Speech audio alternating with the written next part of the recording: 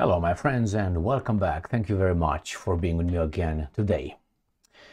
Well, we got a few topics here to discuss. The first one, and it's a shocking one, Ramzan Kadyrov, the leader of Chechnya, asked Putin to be relieved from all his duties. It seems like he's quitting. Some people think that he has big health problems, therefore he's just going to leave. That's the first topic.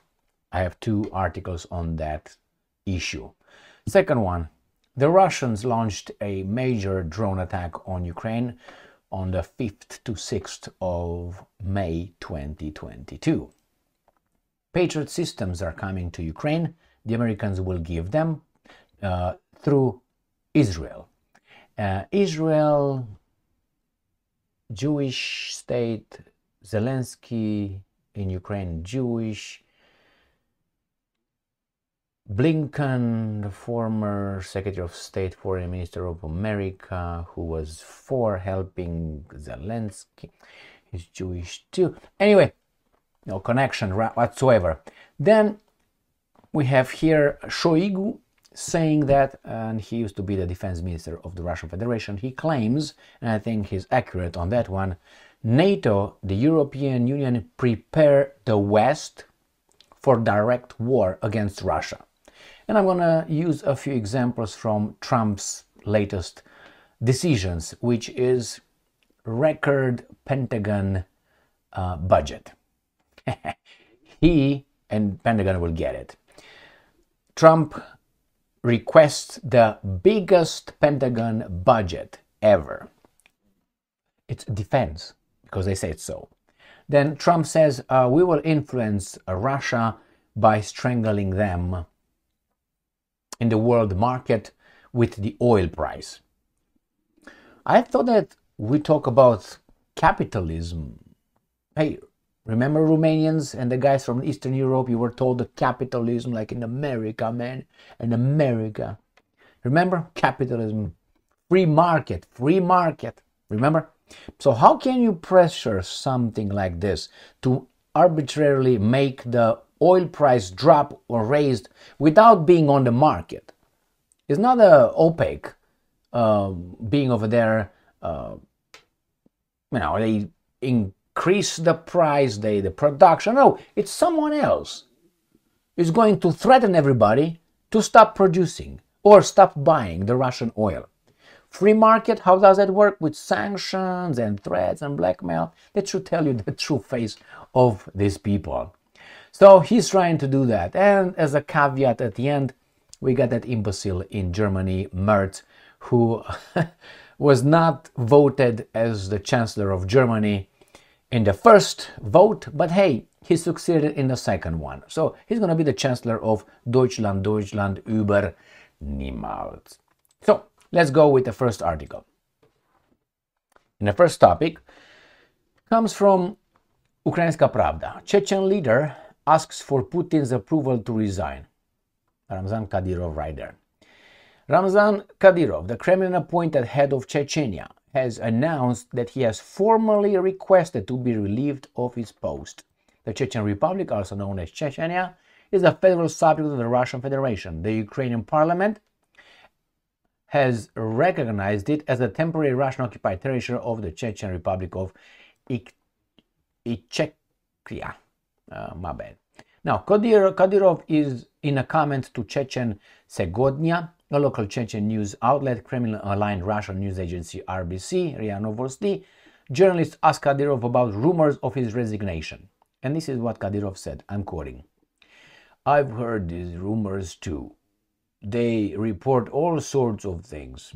I, on the other hand, have submitted a request to be relieved of my duties.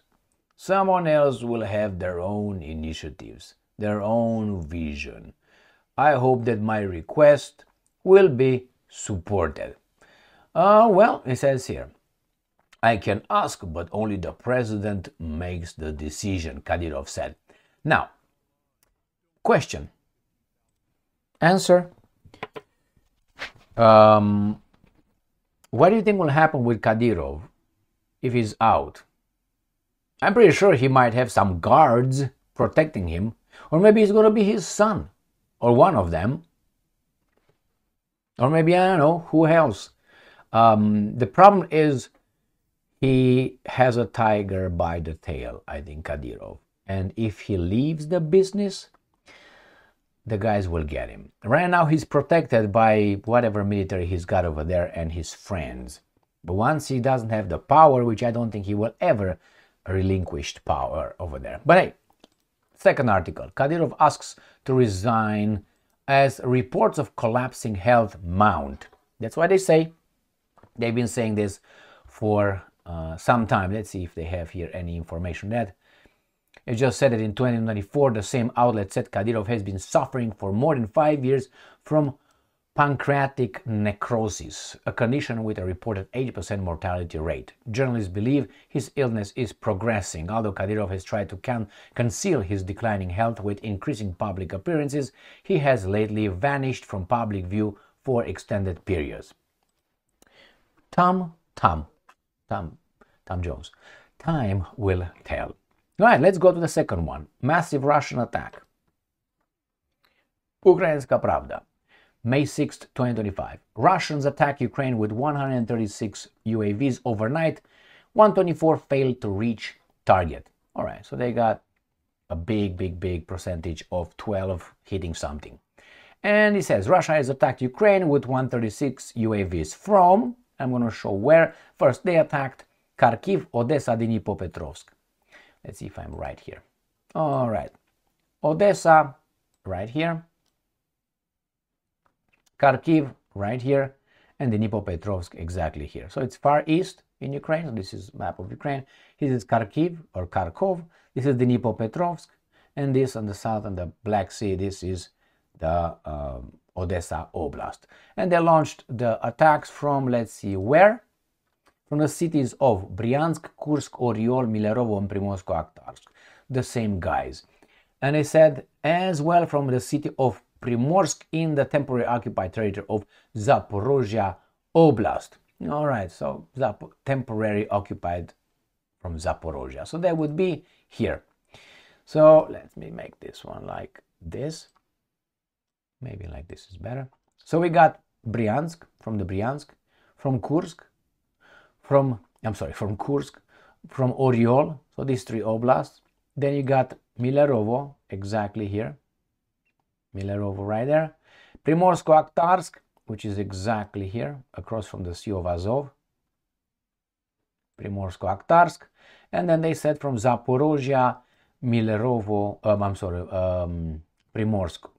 And Zaporozhye Oblast is this area in here. So somewhere from here as well. I'm not going to look for it, as this is the area where they launched it from. Okay, let's go to the next one. Patriot systems coming to Ukraine.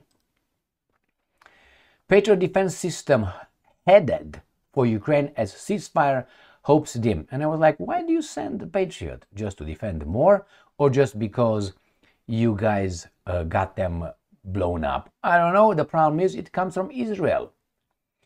An Israel-based Patriot air defense system is being moved to Ukraine to help in its ongoing battles against three-year The system will be sent after it is refurbished, and Western allies have said Germany and Greece could also send an additional one. So, okay, so that means it's 3. All right, so it's going to be 3. So, the deployment of Patriot system is a continuation of the previous administration commitment to send more defense weapons to, because Patriot systems can be only defensive. You got it? So, what's going on with Israel? In September, former President Joe Biden arranged a deal with Israel to send the missile defense systems to Ukraine before Donald Trump was re-elected. This is what more information to that statement. Israel said, and I'm going to say it straight. Say they suck. That's what they said, but they said it differently, diplomatically. They are not as perfect as we thought they are. Okay? No, they said they suck, and we're going to use other air defense systems that we have in our military to have the Iron Dome that was broken by one missile from the Houthis yesterday or the day before. That's how good it is. This was 100% success from the Yemen. I'm not celebrating, I'm just laughing because they tell us about, remember Trump? We're going to have an Iron Dome over America as Israel has it. The Houthis, those guys over there in the desert and sand and water and wind and sun, they send a hypersonic that America, okay, lacks. Send it from Yemen straight to Israel. They hit an airport, Ben Gurion, the biggest one, or next to it. My point is this, around airports, it's a military target. You always have the biggest defenses. And that missile hit, they could not stop it. One. There was not 1,001 drops. It was 1 sent, 1 received. That's the Iron Dome. So, okay, I think I rest my case with the Patriot systems. But hey, Patriot systems, remember when Saddam Hussein launched some Scud missiles to Israel?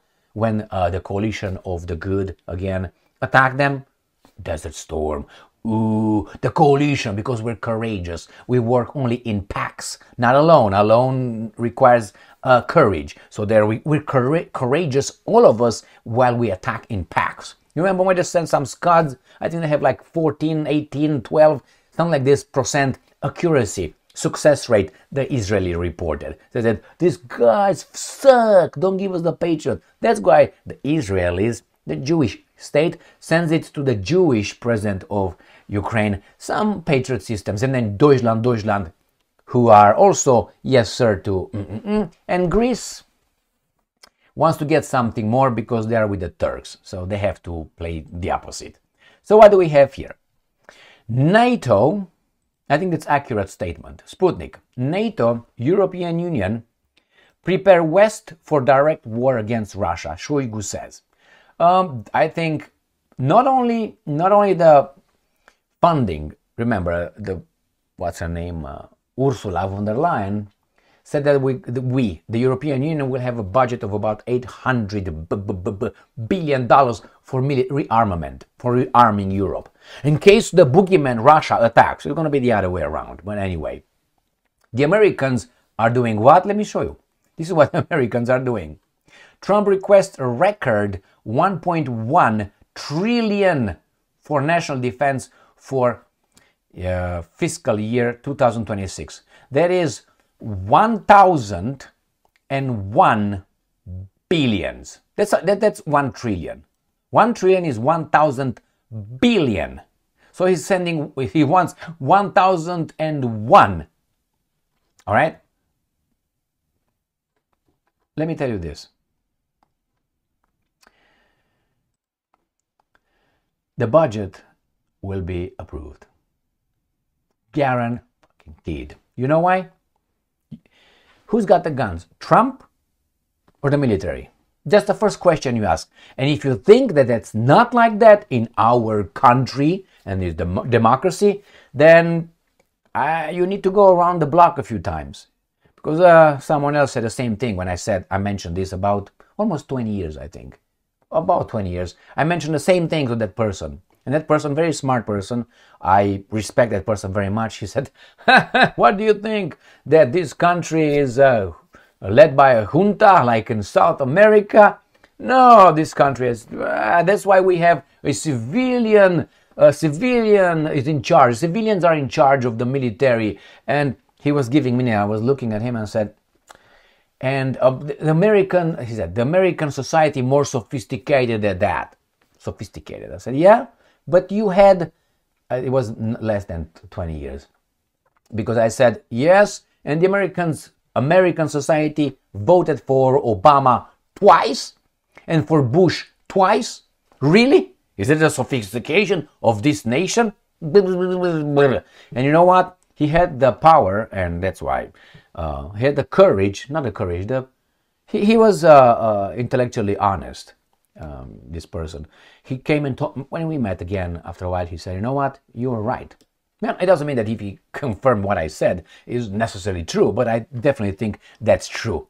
It's not sophistication, we're the same garbage. So let's see, as we were, I don't know, 15,000 years, a little bit more veneer, that's all. NATO and the European Union have launched programs aimed at preparing the collective West for a direct military conflict with Russia. and I'm quoting, incited, because they're incited, they're inside, the media says, oh, the Russians will attack, get ready, if the Russians, if we broke, all kind of articles like this.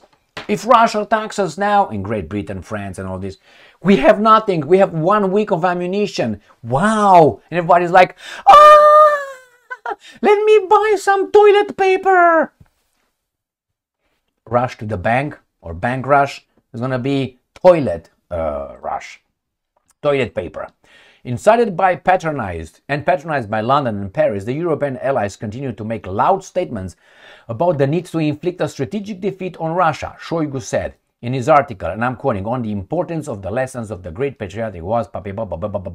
I think that's true. And what he said follows here, but not only that, accompanied by this annoying hype, NATO and the European Union have launched programs aimed at preparing the collective West for a direct military conflict with Russia. These aggressive steps, as well as NATO's continuing advance to the east, to Russia's borders, are justified by Russophobic fabrications in the best traditions of Goebbels propaganda. Hey, Shoigu said, Goebbels, you know, Goebbels was a doctor, not doctor like, like a butcher, no, that kind of doctor. He was a PhD. He earned a PhD. He was an intellectual. A bad intellectuals. This is when people make points like, oh, white people are like that, or this kind of group is like that.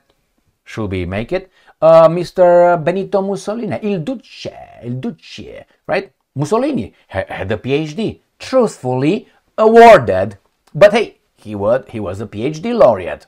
The same as Goebbels. That means these guys, whenever you hear experts or PhDs, professors being in the government, be wary about it. Hey, and you can go to another group. Stalin could not extend his hand. He had a little thing here. He couldn't do it. A physical, differently abled. That's what he was.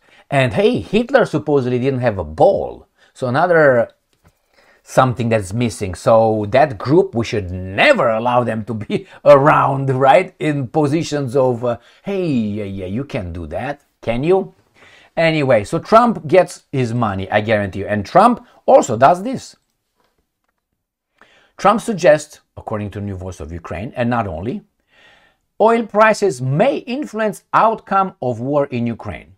The US President Donald Trump said the current drop in oil price could help resolve the Russia-Ukraine war, speaking to reporters. Okay, and this is what he said. Oil is down. I think we are in a good position to resolve the war, Trump said. Nobody would be negotiating if I weren't president. Oh my God. Now, it's true that you have some influence probably, or probably this would not have... No, I should start differently. Trump in Romania will call it fanfaron. It is a person he walks naked outside, get a few feathers, stick them in their ass, and he thinks he's a peacock. So this kind of way, and tells everybody, yeah, man, if it wasn't for me, Putin would not have dared, man. I'm so tough, man, and I would have told Putin, hey, Vladimir, sit down, okay? And I would... That is a very, I don't want to say simplistic, that is delusional, not simplistic, delusional. And the other one I have here, Trump says with lower oil prices, Putin is more eager to settle the Ukraine war. Okay, now let me tell you this. When the Russians decided to have this leap of faith, okay, into the war in Ukraine, the guys were calculating all these guys' moves that now these guys are thinking.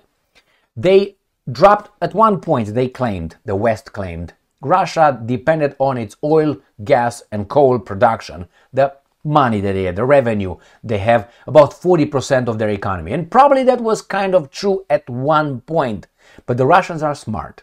And the Russians said, let's learn from the past how the Americans do it. Oh, they threaten you, blackmail you, try a regime change, and then they bombard you. And when they threaten you, what do they threaten you? With sanctions. Okay, how can we insulate our revenues from these guys' sanctions? They got a big market out there in India. India sells it around. They have a big market in China and the rest of the world. These guys are going to use blackmail to say you don't buy the Russian oil, all right? You buy our oil. Okay? But hey, nevertheless, so that's why they try to do it. They try to do it blackmail. And I think somewhere when I read, and I don't think I'm wrong. I know I read that Russia has the revenue of oil and gas about, and it's very low, that's why I'm kind of questioning, 3 or 4% of its oil revenues. So they dropped it, if it's true. And let's say it's 10%, let's say it's 15%, which I don't think it's 15% whatsoever. Okay, you're gonna lower the price. Do you think that these guys are just clinging to that like that? I don't think so. And how they will succeed in doing that? I'm talking about Trump. Blackmail to smaller countries. That's what it's gonna be. They're gonna threaten them, blackmail them, because we are the forces of good. But hey, you gotta do this, right? You have to break some eggs if you want to have an omelet, right? But the same thing is for the Russians. If you want to be defended, you have to break some eggs in Ukraine and send those guys packing to the West. Let's see how this imbecile Merz, who supposedly he's a conservative, he's not a conservative, he's a globalist, lost the first bid to be elected in the Bundestag as the chancellor. Here, German Merz fails to become chancellor in embarrassing parliamentary defeat. Yeah, this is the face of courage, strength of Germany. Now, I don't know about you, my friends, but I've been around the block many times, and facial expression, not only the demeanor, but the air that someone oozes. You understand the way they walk. If they walk like this, you understand that they were always like this. They were never like this, talking like this and doing like... You understand people. You need to look at them. I like to observe people. Not in that way. I'm not a voyeur or something. But I like to look at the people, how their reactions, how they walk, how they touch things, you understand a lot about that, more than if they talk. Why? The, how do you call it?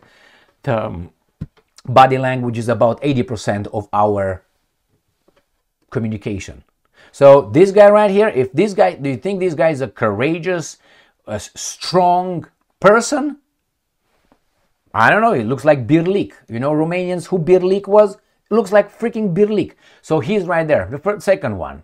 Germany's Mertz, 6th election as chancellor in second vote after debacle. So they have to vote for him, and some people voted against, about 12 from his coalition between the communists, as I call them, the socialists, and the conservatives of Merz. They made a coalition. You can't, it's like the police makes a coalition with the mafia. And they're going to lead the town. That's exactly how it is. The communists, the socialists, which is left, with the center conservative, which is right, they made a coalition to somehow lead Germany. I made a video yesterday on that one. Go and look at it. Watch it. So again, and he succeeds right here. Merz becomes chancellor of unstable Germany after first vote humiliation. So he won eventually.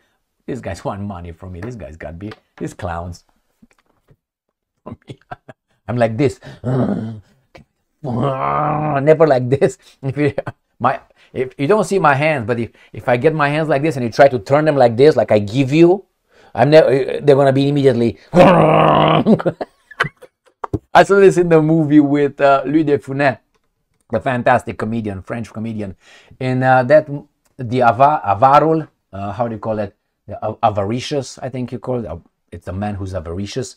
So he's with hands like this all the time, grabbing money like this, and they try to fix him, and you cannot give money, and he's like, the same 1 year, just $49. I can do a lot of things with $49. Like, I don't know, put them in my stock right there. All right, my friends, thank you very much for being with me again today. Stay strong, stay smart, look for the truth, and be just.